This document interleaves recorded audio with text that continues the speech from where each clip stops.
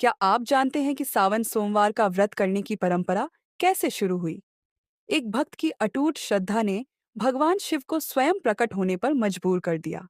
आइए सुनते हैं सावन सोमवार व्रत की पौराणिक कथा। प्राचीन समय की बात है। एक नगर में एक निर्धन ब्राह्मण अपनी पत्नी के साथ रहता था। वे दोनों भगवान शिव के परम भक्त थे। गरीबी के बावजूद वे हर सोमवार को उपवास रखते, शिवलिंग का जलाभिषेक करते, बेलपत्र, धतूरा और पुष्प अर्पित करते तथा पूरे मन से ओम नमः शिवाय का जप करते थे। समय बीतता गया, लेकिन उनके घर संतान का सुख नहीं था। फिर भी उन्होंने कभी भगवान शिव की भक्ति नहीं छोड़ी। उनकी अटूट श्रद्धा देखकर एक दिन भगवान शिव और माता पार्वती उनके सामने प्रकट हुए।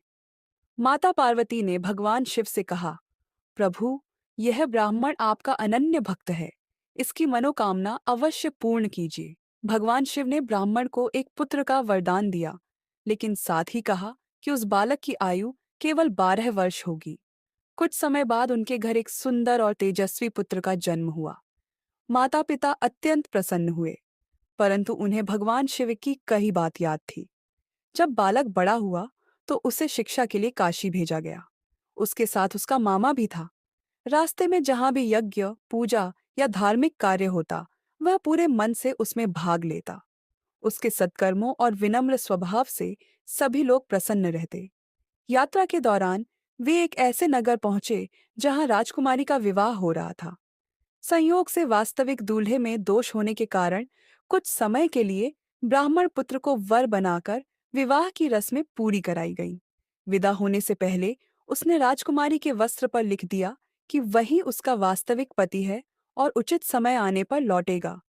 काशी पहुंचकर उसने अपनी शिक्षा पूरी की, लेकिन जैसे ही उसकी 12 वर्ष की आयु पूरी हुई, भगवान शिव के वरदान के अनुसार उसके प्राण निकल गए। उसके मामा ने अत्यंत दुखी होकर भगवान शिव की आराधना की। उसी समय भगवान शिव और माता पार्वती वहां से गुजरे। माता पार्वती ने भक्त की पीड़ा देखकर भगवान शिव से प्रार्थना की कि इस बालक को जीवन दान दे।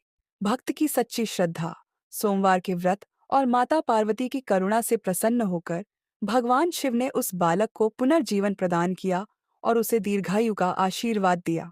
शिक्षा पूरी करने के बाद जब वह वापस लौटा, तब राजकुमारी ने उसे अपना वास्तविक पति पहचान लिया। दोनों का विधिपूर्वक पुनः सम्मानपूर्वक मिलन हुआ।